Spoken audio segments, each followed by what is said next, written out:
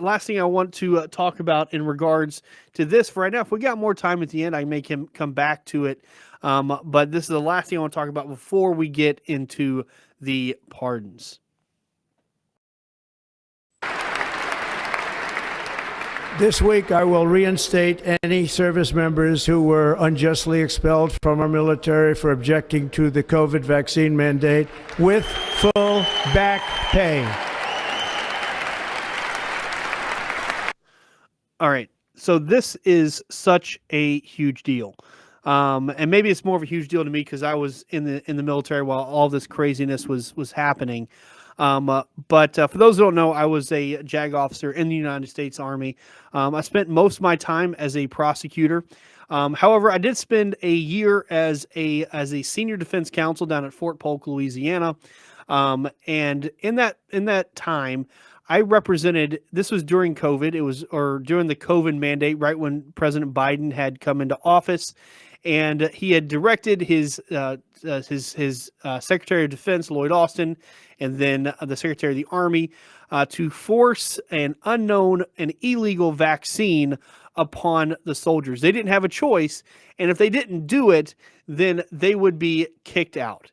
And they did this to such an effect that there was almost no exceptions to it. And we had known that there were some objections to the vaccine on moral grounds based on how it was created, and then even on medical grounds. And there were a lot of American heroes that were caught up in this. This complete disregard for their sacrifice of what they've done with this country and the services they have provided this country. I've mentioned this story before on my show, but essentially, I once represented a client of mine who was he was a E7, so a sergeant first class, who had multiple deployments, 3 Purple Hearts, and in one of his deployments, he even was able to get a Silver Star.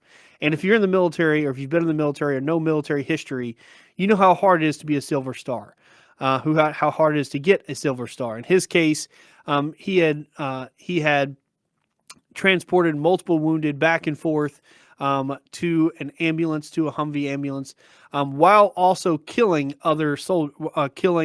enemy combatants. So shooting these people while dragging them, himself getting injured in the crossfire, and saved multiple lives. And that was just one of the many deployments he had. Again, he also had 3 Purple Hearts, to give you an idea of how much sacrifice this guy made. And around that time, around the COVID time, he had been diagnosed with cancer, and he had to get chemotherapy and radiation. And to see this guy who was once a warrior to be weakened by that stuff by itself was sad enough in itself. But his doctor had essentially said that because of all of this, he couldn't take any vaccine, much less a COVID vaccine. But they were pressured, and so the brigade surgeon at the side said, "No, nope, no medical exception for you, even though you literally have a weakened immune system."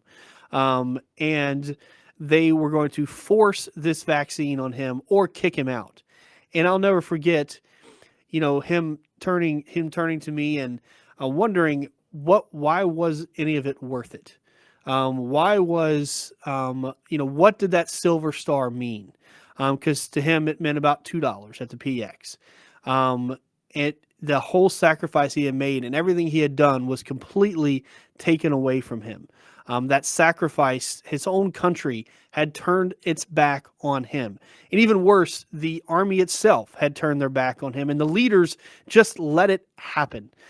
They didn't care. They didn't care that this soldier had done it. And he's just one of many that I had helped almost 100 soldiers fight the COVID vaccine.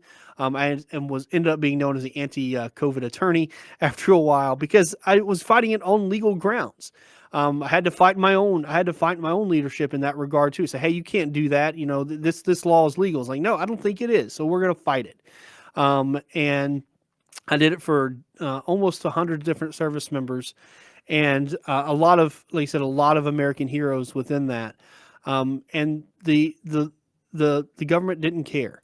What I was very much disappointed was in the leaders of the Army. Leaders that did not stand up for their soldiers to say, you know what? Secretary of Defense, I agree. If you order me to do something, I will stand my ground on this, because I'm gonna stick up for soldiers. I'm gonna stick up for these heroes, who've been fighting for this country for decades in your foreign wars, and have their families have been affected by it. They've lost friends. They've committed these sacrifices, and I'm gonna stand up for them. Something that General Patton would have done, right? And if you don't like it, then fire me, because I cannot. I'm not going to stand for it. And for someone to speak up, no one did. No one spoke up for these guys, and they were treated. They were treated like they're just common trash to be discarded, and that what they had done meant nothing.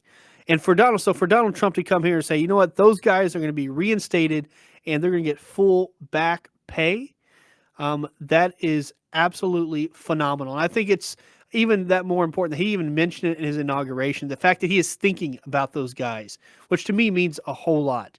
And I hope that he puts in his own leadership with the military. It's time to fire some generals.